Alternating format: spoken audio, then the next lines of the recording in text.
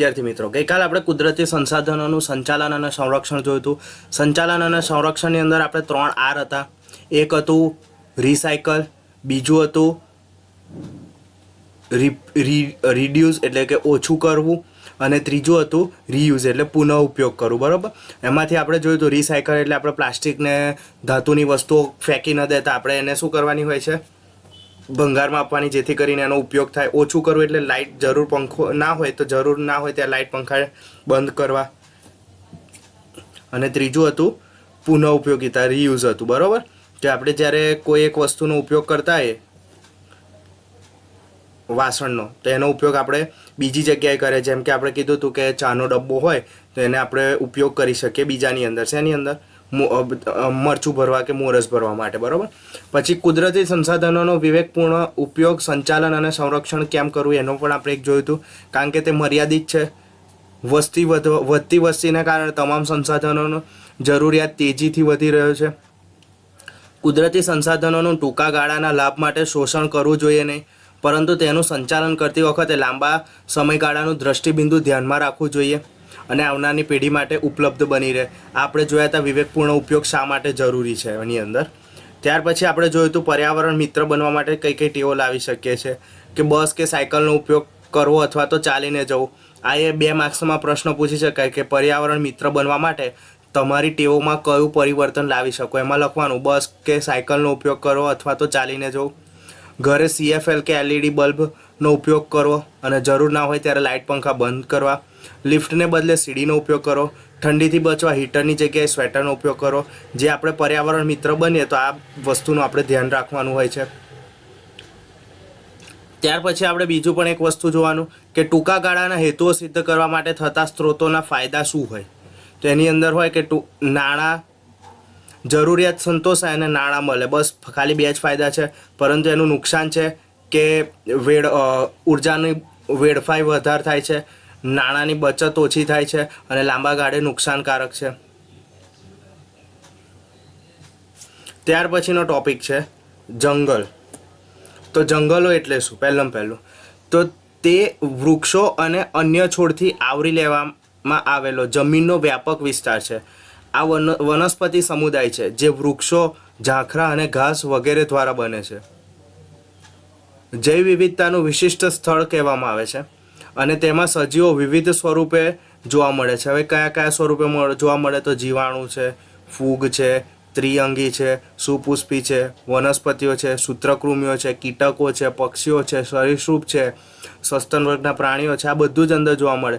પણ જંગલ એટલે શું? તો કે ઘણા બધા મોટા વિસ્તારની અંદર ગીચ, વૃક્ષો, ઝાડી ઝાખરા અને છોડવાથી આવરેલો જમીનનો વિસ્તાર, એને આપણે કહીએ છીએ જંગલ તરીકે ઓળખીએ છીએ.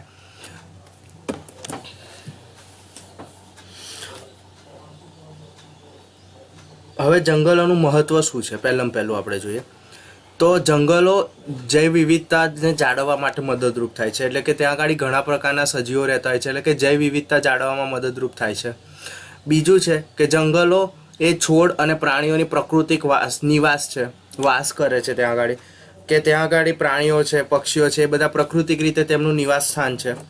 ત્યાર પછી છે જંગલો લાકડાના બળતણ, લાકડાનું ફર્નિચર, દવાઓ, ઘાસચારો વગેરે પ્રદાન કરતું હોય છે આપણને. ત્યાર પછી છે જંગલો ઇકોલોજીકલ સંતુલન જાળવવામાં મદદરૂપ થાય છે. એટલે કે આપણે જે સજીવોમાં સંતુલન જાળવવા, એટલે આપણે વાતાવરણમાં સંતુલિતતા જાળવવા માટે વરસાદ, ગરમી, ઠંડી આ બધાની સંતુલિતતા જાળવવામાં મદદરૂપ થાય છે. ત્યાર પછી છે જંગલો હવામાન, વરસાદને નિયંત્રિત કરવામાં મદદરૂપ થાય છે. જંગલોએ જમીનનું ધોવાણ અટકાવે અને પૂર નિયંત્રિત કરવામાં ખૂબ જ મજબૂતી હોય છે. યાદ રાખજો જંગલોનું મહત્વ 2 માર્ક્સમાં પૂછાતો પ્રશ્ન છે. ફરીથી આપણે જોઈ લઈએ જંગલોનું મહત્વ શું છે. તો વનસ્પતિ અને પ્રાણીઓના સંખ્યાબંધ જાતનો વસવાટ પૂરો પાડે છે. જંગલમાંથી ખોરાક અને રક્ષણ મેળવે છે. જમીનને જકડી રાખે છે અને ધોવાણ થતું અટકાવે છે. વૃક્ષોના નિકંદનથી પરિસ્થિતિય સંતુલનમાં વિક્ષેપ થાય છે. દુષ્કાળ છે, પછી પૂર છે, જૈવિક આબોહવામાં જે ફેરફાર છે એ બધું જંગલો દ્વારા થતું હોય છે. એટલે જંગલો જેટલા વધારે હશે એ બધા આપણને આ બધા ફેરફારો ઓછા જોવા મળે.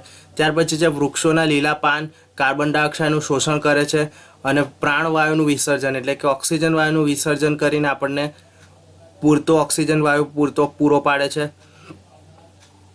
ગુંદર, તેલ, ફળો, કવચવાળા ફળો, ખાદ્ય પદાર્થો આ બધું આપણને મળે છે. ઔષધિઓ મળી આવે છે. આ બધું જંગલોના મહત્વમાં લખવાના મુદ્દા છે. ત્યાર પછી આવે છે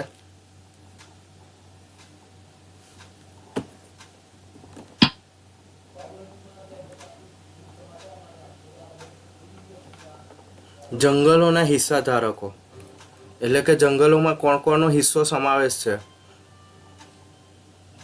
તો જંગલોમાં હિસ્સા ધારકો એટલે વ્યક્તિ, સમૂહ કે સંસ્થાઓ હોઈ શકે છે કે જેઓ સીધી કે આડકતરી રીતે જંગલ સાથે જોડાયેલા હોય, તેનાથી અસરગ્રસ્ત હોય. ફરીથી યાદ રાખજો, જંગલોનો હિસ્સા ધારકો કોને કહેવાય? તો વ્યક્તિ, સમૂહ કે સંસ્થા હોઈ શકે કે જેઓ સીધી કે આડકતરી રીતે જંગલ સાથે સંકળાયેલા છે અને તેનાથી અસરગ્રસ્ત થતા હોય છે. દરેક ભાગીદારો સરખા નથી હોતા, તે પોતાની આગવી વિશેષતાઓ અને અપેક્ષાઓ, જરૂરિયાત હોય છે. હવે એના હિસ્સેદારો કોણ હોય છે?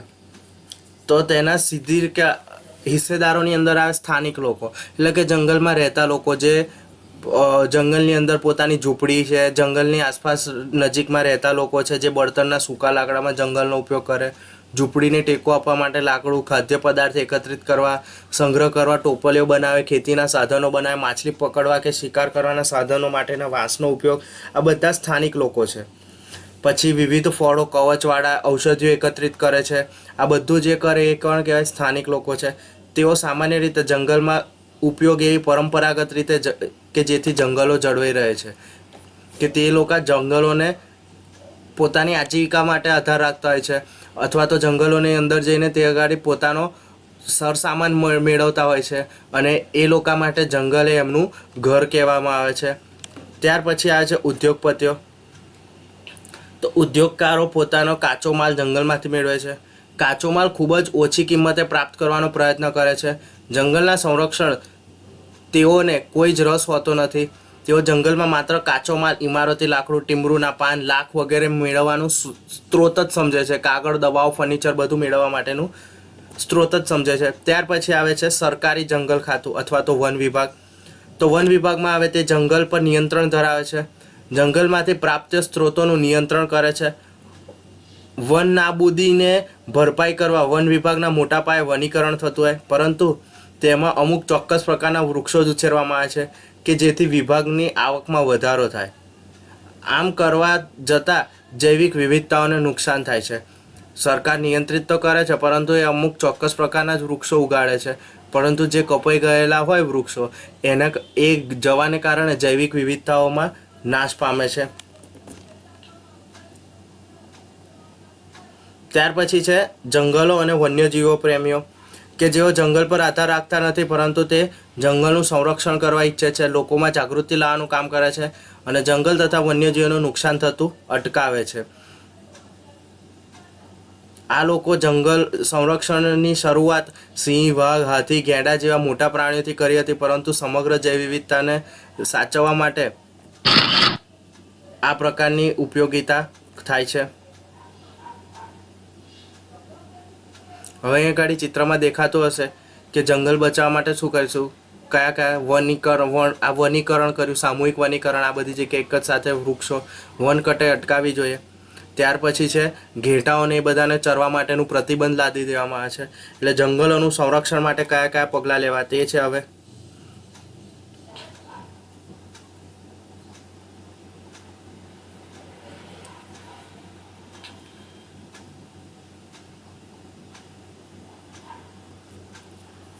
હવે વન સંરક્ષણના ઉપાયોમાં જોઈએ તો કાપણી આડેધડ ન કરતા નિયંત્રિત અને આયોજનપૂર્વક કપાયેલા વૃક્ષોને પુનઃપૂર્તિ કરવા વનીકરણ કરવું જોઈએ. એટલે કે જે વૃક્ષ કપાય એ જ વૃક્ષ ત્યાં આગળ નવું રોપવાનું, એટલે વનીકરણ કરવું જોઈએ. જંગલોને આગથી બચાવવા જોઈએ. જંગલોને વ્યવસ્થાપનમાં સ્થાનિક લોકોને ભાગીદાર બનાવવા જોઈએ. જંગલ અને તેના ઉત્પાદનનો યોગ્ય ઉપયોગ કરવો જોઈએ. કૃષિ અને આવાસના હેતુથી જંગલ ઉપર નિયંત્રણ રાખવું. જંગલોની ઉપયોગિતા અંગે લોકોમાં જાગૃતિ લાવી. વન કટાઈ અટકાવી અથવા તો જંગલોની કાપણી અટકાવી. ઘેટા બકરા દ્વારા ચરાઈ જવાનું રોકવું. આ બધા છે વન સંરક્ષણના. પછી વન્ય પ્રાણીઓ અભયારણ્યો, રાષ્ટ્રીય ઉદ્યાનોના આસપાસના વિસ્તારને અનામત કરીને સ્થાપના કરવી કે જ્યાં આગળ કોઈ વૃક્ષ કાપી ના શકે. હવે વન સંરક્ષણના ઉપાયોની અંદર પણ આપણે જોવાનું કે પ્રદૂષણ કે કુદરતી જોખમોથી બચવું, શિકાર અને પકડવા પર સંપૂર્ણ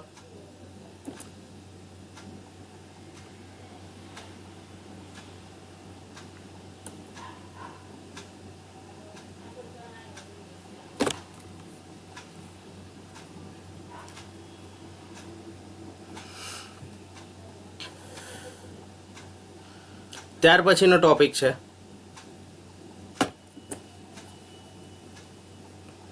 વન મહોત્સવ, ચીપકો આંદોલન જેવા સામાજિક વનીકરણ કાર્યક્રમને મોટા ભાગે વાવેતર કરવું. હવે એની અંદર લોકભાગીદારી એટલે શું? પહેલું આપણે એ સમજવું પડશે. લોકભાગીદારી એટલે જંગલ અને વન્યજીવોના સંચાલનોમાંથી સ્થાનિક લોકોને સામેલ કરવા. સ્થાનિક લોકોની ભાગીદારીથી નિશ્ચિતપણે વ્યવસ્થાપન કાર્યદક્ષ કરવું. ઉદાહરણ તરીકે જોઈએ તો 1972માં પશ્ચિમ બંગાળના વન વિભાગના પ્રદેશમાં દક્ષિણ પશ્ચિમ જિલ્લાનો નાશ થઈ રહેલા સાલના વૃક્ષો જંગલોની પુનઃપૂર્તિ કરવા યોજના અસફળ રહી હતી, કારણ કે સતર્કતાની પરંપરાગત રીતે અને પોલિસીએ કાર્યવાહી સ્થાનિક લોકો અને પ્રશાસન વચ્ચે અંતર વધતું ગયું હતું, જેને પરિણામે જંગલના કર્મચારીઓ અને ગામ લોકો વચ્ચે અવારનવાર ઘર્ષણ થતું હતું. આ ઘર્ષણે નક્સલવાદ જેવું સ્વરૂપ ધારણ કર્યું અને તે હિંસક આંદોલનમાં ફેલાયું. યાદ રાખજો, જે પશ્ચિમ બંગાળમાં નક્સલવાદ જોવા મળે છે એ જંગલોની કટાઈ અને એને પુનઃસર્જન કરવા માટે ટ્રાય કર્યો હતો, પરંતુ એ નિષ્ફળ રહ્યું હતું સતત. પરિણામે જંગલના કર્મચારીઓ અને ગામ વચ્ચે અવારનવાર ઘર્ષણ થાય છે. વન વિભાગે પોતાની યોજના પરિવર્તન કરી મિદનાપુરાના અરાબડી વિસ્તારમાં એક યોજના આરંભ કરી, જેમાં વન વિભાગ એક દૂરદર્શી અધિકારી બેનર્જીએ ગામના લોકોને સામેલ કર્યા અને તેઓના સહયોગથી ખૂબ જ ખરાબ પરિસ્થિતિ ધરાવતા સાલના જંગલોને 1272 હેક્ટરમાં વિસ્તારમાં સંરક્ષણ આપ્યું હતું. સ્થાનિક લોકોનો ફાળો કેટલો છે એ બતાવે છે આગળ. જે આપણે આંદોલનોને એ બધા કરીએ ત્યારે સ્થાનિક લોકોને આપણે સમાવવા જોઈએ, જેથી કરીને આ રીતના નક્સલવાદ જેવો પેદા ના થાય. ગ્રામવાસીઓને આ ક્ષેત્રની દેખભાળની જવાબદારી અને રોજગાર મેળવવા માટે ત્યાંના નિપજના 25% ઉપયોગ અધિકારીઓને પણ મળ્યો, અધિકાર પણ આપ્યો અને ખૂબ જ ઓછી કિંમતે બળતણના લાકડા પશુ ચરાવવાની અનુમતિ પણ અપાઈ. સ્થાનિક જનસમુદાયની હાજરીમાં સક્રિય ભાગથી 1983માં અરાબડી સાલના જંગલોમાં સમૃદ્ધ થઈ ગયા હતા. યાદ રાખજો, આ એક સ્થાનિક લોકોની ભાગીદારીનું એક ઉદાહરણ છે. ત્યાર પછી છે પરંપરાગત જંગલોની સંરક્ષણ, સ્થાનિક લોકોની ભાગીદારી. આ જે ચીપકો આંદોલન છે એ બધાની આપણે માહિતી મેળવીશું. એમાં પહેલું હતું ધી ગ્રેટ હિમાલયના પાર્કમાં સુરક્ષિત ક્ષેત્રમાં આલ્પાઇનના ઘાસના મેદાનો હતા. આ મેદાનો દર વર્ષે ગ્રીષ્મ ઋતુમાં ઘાટીમાંથી ભરવાડો પોતાના ઘેટા આ વિસ્તારમાં ચરાવવા લઈ જતા હતા, પરંતુ જ્યારથી નેશનલ પાર્કની રચના કરવામાં આવી ત્યારથી આ પ્રવૃત્તિ પર પ્રતિબંધ લાવવામાં આવ્યો. મેં તમને કીધું હતું કે આ ઘેટા બકરા ચરાવવા માટે પ્રતિબંધ લાવવો છે. આ જગ્યાનું એક ઉદાહરણ આપેલું છે. આથી ચારણના અભાવે ઘાસની ઊંડાઈ ખૂબ જ વધવા લાગી હતી અને પછી વધુ ઊંચાઈને કારણે તે જમીન પર પડી જવા લાગ્યું. તેથી નવા ઘાસની વૃદ્ધિ અટકી ગઈ. એટલે ઘેટા ચડાવવાની પરંપરાગત પદ્ધતિ નવા ઘાસની ઉત્પત્તિ માટે યોગ્ય હતી.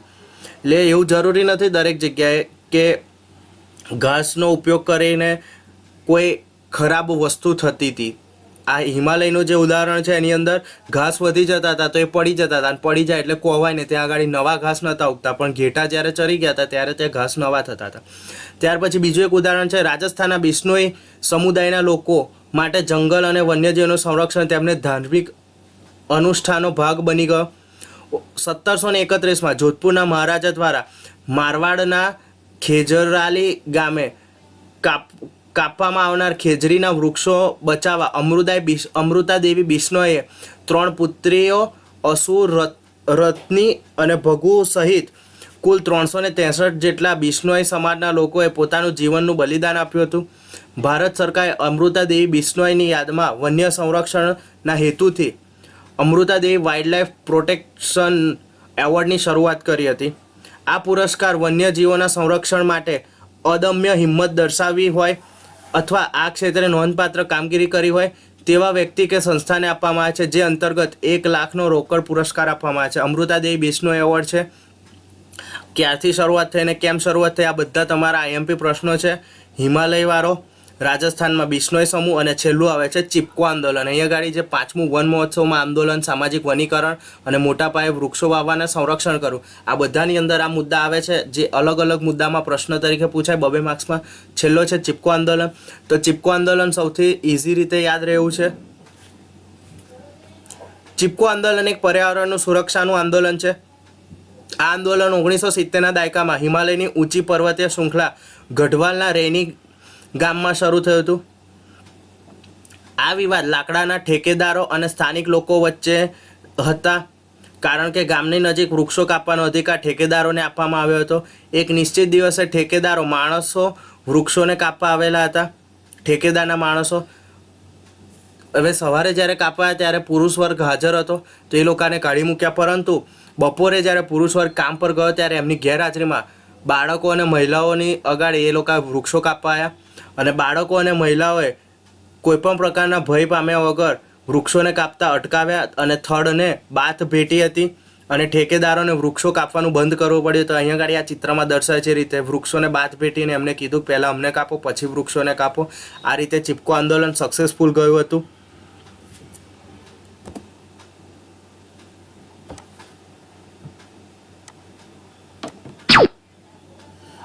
ત્યાર પછી આ છે વન્યજીવન. તો વન્યજીવન એટલે શું? વન્યજીવન એટલે કુદરતી રીતે એવા મળતા બધા જ પ્રાણીઓ કે અને જંગલના અન્ય સજીવો કે જે પાળી શકાતા નથી કે વશ કરી શકાતા નથી, તેઓ સંયુક્તપણે વન્યજીવન કહેવામાં આવે છે. ઉદાહરણ તરીકે જીવાણુ, બેક્ટેરિયા, ફૂગ, ત્રિઅંગી, પુષ્પી વનસ્પતિ, સૂત્રકૃમિઓ, કીટકો, સરીસૃપ અને વનમાં રહેતા પ્રાણીઓ, આ બધા વન્યજીવોમાં સમાવેશ કરવામાં આવે છે. હવે વન્યજીવોનું મહત્વ શું? તો વન્યજીવન જૈવ વિવિધતા જાળવવામાં મદદરૂપ થાય છે. એક મોટી સંખ્યામાં પ્રજાતિઓનું હોવું એનું બીજું વાક્ય તમે લખી શકો છો. જૈવ વિવિધતા જાળવવામાં મદદરૂપ થાય. એક વિસ્તારમાં મોટી સંખ્યામાં પ્રજાતિઓનું હોવું. પછી વાઇલ્ડ લાઈફ આહાર શૃંખલા અને આહાર ઝાડ જાળવવામાં મદદરૂપ થાય છે. જે જંગલમાં જે આહાર શૃંખલા અને આહાર ઝાડ છે એને સંતુલન રાખવામાં મદદરૂપ થાય છે. અથવા તો લખી શકો જંગલ અને વન્યજીવો પર્યાવરણમાં સંતુલિતતા જાળવે છે. ત્યાર પછી છે વન્ય પ્રાણી સૃષ્ટિમાંથી ખોરાક, દવાઓ, ચામડા, હાડકાં, મધ, લાખ વગેરેનો ઉપયોગ કરી ઉત્પાદન મેળવવામાં આવે છે.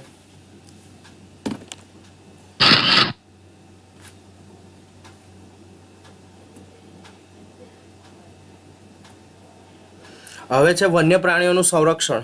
વન્ય પ્રાણીઓનું સંરક્ષણ શા માટે કરવું જોઈએ? તો પ્રાણીઓને કુદરતી રહેઠાણથી બચાવવું, એટલે કે તેમની વિવિધ પ્રજાતિઓ અને તેમના વસવાટનું રક્ષણ કરવું. કાયદા દ્વારા અમુક સફળતા મળે છે. લુપ્ત થતા પ્રાણીઓનું અધિનિયમ, આ કાયદો લુપ્ત થતી પ્રજાતિઓના રક્ષણ ઘટાડવામાં આવે છે. ભારતમાં પ્રાણીઓના શિકાર ઉપર પ્રતિબંધ હોવો જોઈએ.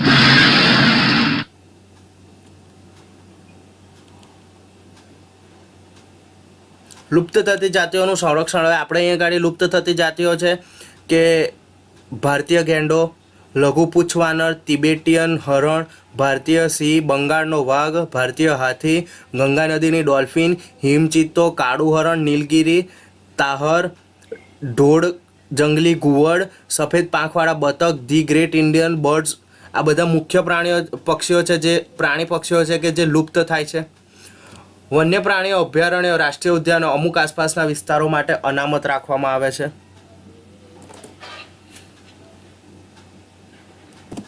વન્યજીવોના મહત્વની અંદર આપણે જોયું હતું કે સંતુલિતતા જાળવવામાં મદદરૂપ થાય છે. હવે વન્યજીવોનું ફાયદા આપણને કયા કયા થાય? હવે એમને સામે કયા કયા જોખમો છે? આ રાષ્ટ્રીય ઉદ્યાનો આ બધું તો બનાવે છે, પણ એમની સામે જોખમો છે. જોખમોના 4 મુદ્દા છે, લખી રાખજો. પહેલો છે શિકાર. તો શિકાર એટલે આનંદ માટે, ખોરાક માટે અને સલામતી માટે, અથવા તેની કિંમત પેદાશમાંથી નફો મેળવવા માટે. તેમના ચામડા છે, નખ છે, એ બધાને બ્લેકમાં વેચીને તેનાથી મોટી કિંમત મેળવવા માટે. એટલે કે શિકારને આ એનું મોટું જોખમ છે શિકાર. પછી છે વસવાટનો નાશ, વન નાબૂદી, ડેમ, જળાશયની પ્રાપ્તિ, આર્દ્રભૂમિનું પુરાણ, પાણીનો નિતાર, પ્રદૂષણ, શહેરીકરણ, ઉદ્યોગીકરણ આ બધાને કારણે જંગલોનો જે વસવાટ કરતા પ્રાણીઓ છે એના પર ખૂબ ખરાબ અસર થાય છે. અને આ જંગલો નાશ થવાને કારણે તેમનો વસવાટ કુદરતી વસવાટ છે એ પણ નાશ થાય છે, જેને કારણે વન્યજીવો જોખમમાં છે. આર્થિક લાલચ, ચામડું, ઊન, ફર, શિંગડા, કસ્તુરી, હાથીદાંત વગેરેની માર્કેટમાં ખૂબ જ મોટી કિંમત હોવાને કારણે તેનો મારવામાં આવે છે. પાલતુ પ્રાણીઓ દ્વારા વધુ પડતું ચરાઈ જરૂર છે એના કરતાં વધુ ચરાઈ, જેમ આપણે કીધું હિમાલયમાં ચરી જાય છે એવી રીતના વધુ પડતી ચરાઈ કરવામાં આવે તો પણ વન્યજીવો સામે શું થાય છે, જોખમ થાય છે. કેમ તો કે એ બધા નાના નાના જે છોડ હોય એ ખાઈ જાય તો ત્યાં આગળ નવા છોડ બને નહીં. અને વનીકરણ જે પ્રક્રિયા તો આપણે ભારત દેશમાં નાબૂદ થયેલી છે. વનીકરણ માટે તો કોઈ ભાર નથી આપતું, ઉદ્યોગો માટે ભાર આપે છે, વિકાસ માટે ભાર આપે છે. જરૂરી નથી કે ઉદ્યોગો આવે તો વિકાસ આવે. જંગલનો વિસ્તાર વધારે હોય તો પણ આપણે ઉદ્યોગો સારી રીતે ચાલી શકે છે. અને ઉદ્યોગોની અંદર જે ખોટા કામ કરતા હોય છે, આ બધા જે જંગલોની કપાઈને એ બધું થતું હોય છે, ખરાબ કામ ને ખોટા કામ, તે અટકાવવા ખૂબ જ જરૂરી છે. Thank you.